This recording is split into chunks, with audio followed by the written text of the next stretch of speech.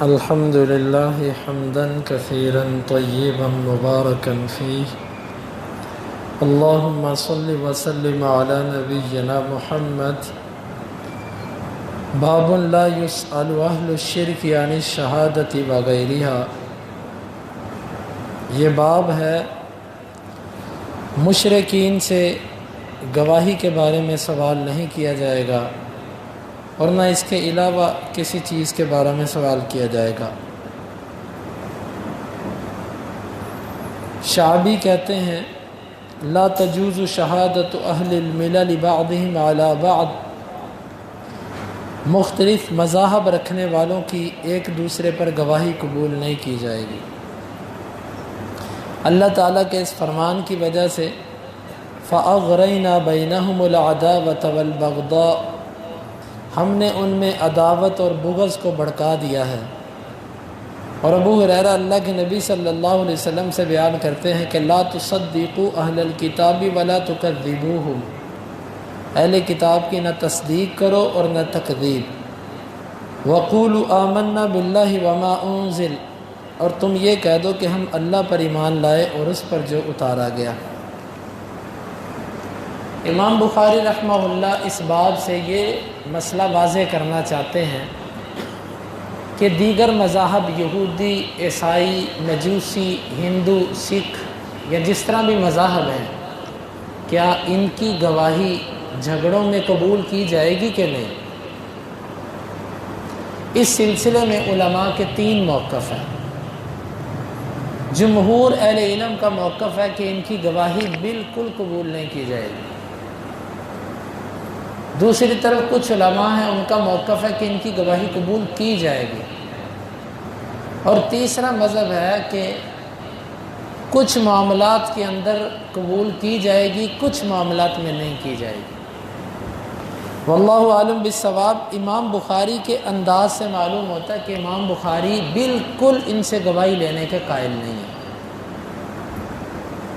نہ گواہی لینے کے قائل ہیں اور نہ ان سے کسی قسم کا سوال کرنے کے قائل ہیں۔ دلیل پہ جو وہ چیز لے آئے ہیں کہ امام شعبی بہت بڑے تابعی امام ہیں، ان کا قول ذکر کیا، وہ کہتے ہیں کہ ان کی ایک دوسرے کے خلاف گواہی قبول نہیں کی جائے گی۔ کیوں؟ کیونکہ اللہ تعالیٰ کہتا ہے ہم نے ان کے دلوں میں بغض اور حسد ڈال دیا اور دشمنی ڈال دی۔ جب دل کے اندر بغض ہو اور دشمنی ہو تو بندہ سچی بات کیسے کر سکتا ہے؟ تو وہ کہتے ہیں کہ جب دلوں میں بغض ہے اور حسد ہے اور کینہ ہے تو ان کی گواہی ایک دوسرے کے خلاف لینی نہیں، نہ مسلمان کے خلاف نہ کسی اور کے خلاف۔ خلاصہ یہ نکلا کہ قرآن نے سچے گواہ کی شرط لگائی ہے، سچے گواہ کی، تو لہٰذا یہودی اور عیسائی جو ہیں ان میں سچا آپس میں دشمنی، عداوت اور ان معاملات کی وجہ سے نہ ہونے کے برابر ہے، تو لہٰذا ان معاملات میں ان کی گواہی لی نہ جائے۔ اور اسی طرح آگے ذکر کیا کہ اللہ کے نبی صلی اللہ علیہ وسلم نے فرمایا نہ تم اہل کتاب کی تصدیق کرو نہ تکذیب کرو۔ جب تم ان کی گواہی قبول کرو گے تو تم نے تصدیق کر دی، تو شریعت تو کہتی ہے ان کی تصدیق کرو ہی نہ، بلکہ اتنا کہو کہ ہم اللہ پر ایمان لائے اور جو چیز اتاری گئی۔ بہرحال یہ بات ٹھیک ہے کہ کسی بھی غیر مذہب کی گواہی وہ قبول نہیں کی جائے گی جب تک اس پر کچھ قرائن نہ مل جائے۔ ہاں کچھ قرینہ مل جائے، کوئی اور اشارہ مل جائے اس کی گواہی کے ٹھیک ہونے کا تو قبول کی جا سکتی ہے۔ محض اگر قرینہ کوئی نہ ہو تو پھر اس کی گواہی کو قبول نہیں کیا جائے گا۔ اب دلیل کے طور پہ جو امام بخاری حدیث لائے ہیں وہ یہ ہے، امام بخاری کہتے ہیں ہمیں بیان کیا یحییٰ بن بکیر نے، وہ کہتے ہیں ہمیں بیان کیا لیث نے یونس سے، وہ ابن شہاب سے، وہ عبید اللہ بن عبداللہ بن عتبہ سے، وہ عبداللہ بن عباس رضی اللہ عنہما سے، وہ کہتے ہیں یا معاشر المسلمین، اب مسلمانوں کی جماعت، کیف تسألون اہل الکتاب، تم اہل کتاب سے کیسے سوال کرتے ہو، وَكِتَابُكُمُ الَّذِي أَنزَلَ عَلَى نَبِيِّهِ أَحْدَثُ الْأَخْبَارِ بِاللَّهِ، تمہاری وہ کتاب جو اللہ نے اپنے نبی پر اتاری، وہ اللہ کی خبروں میں سے تازہ خبریں ہیں. تقرؤونہ لم یشب، تم اس کو پڑھتے ہو، اس میں کوئی ملاوٹ نہیں کی گئی. وقد حدثکم اللہ ان اہل الکتاب بدلوا ما کتب اللہ وغیروا بایدیہم الکتاب، اور اللہ نے تمہیں بتایا ہے کہ اہل کتاب نے تو اپنی کتاب کو تبدیل کر دیا اور اپنے ہاتھوں سے اس کو بدلا. فقالوا، پس انہوں نے کہا، ھذا من عند اللہ لیشتروا بہ ثمنا قلیلا، یہ اللہ کی طرف سے ہے تاکہ وہ اس سے تھوڑی سی قیمت حاصل کریں. افلا ینہاکم ما جاءکم من العلم عن مساءلتہم، کیا جو علم تمہارے پاس آ چکا ہے وہ تمہیں ان سے سوال کرنے سے روکتا نہیں؟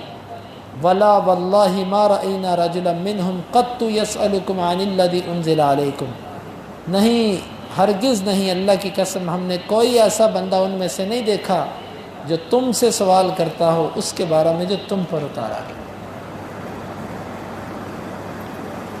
عبداللہ بن عباس رضی اللہ عنہ کہتے تھے کہ اہل کتاب سے کوئی بھی مسئلہ نہ پوچھو. کیوں؟ تمہاری کتاب بعد میں آئی ہے، ان کی کتاب پہلے آئی ہے. جب مارکیٹ کے اندر تازہ خبر آئے تو پرانی خبر کو کون جانتا ہے؟ ایک بندہ کہتا ہے میرے پاس لیٹسٹ تازہ نئی خبریں ہیں میرے پاس، تو پرانی خبروں کے پیچھے کون جاتا ہے؟ نئی اخبار آئے آج کی، لوگ اسی کو پڑھیں گے، پچھلی اخبار کو کون دیکھتا ہے؟ بھئی یہ اللہ کی طرف سے نئی کتاب آئی ہے قرآن مجید، تم اس قرآن کو چھوڑ کے ابھی بھی اہل کتاب سے سوال کرتے ہو، یعنی کہ اہل کتاب سے سوال نہ کرو. اور آج کے دور میں تورات کا مطالعہ کرنا، انجیل کا مطالعہ کرنا اور اس سے پھر مسائل کو ذہن میں بٹھانا، جی تورات میں ایسے لکھا ہوا ہے، انجیل میں ایسے لکھا ہوا ہے، زبور میں ایسے لکھا ہوا ہے، یہ درست نہیں ہے. بلکہ بعض مفسرین کا تو انداز ہی یہ ہے کہ وہ تورات انجیل زبور کی عبارتیں لا کر حدیثیں رد کر دیتے ہیں، جس طرح کہ یہ ابو العلا مودودی صاحب کا انداز ہے کہ وہ حدیثیں رد کر دیتے ہیں تورات کی بات پہ، زبور کی بات پہ، انجیل کی بات پہ، کہ جی انجیل میں ایسے لکھا ہوا تو حدیث میں کیسے درست ہو سکتا ہے.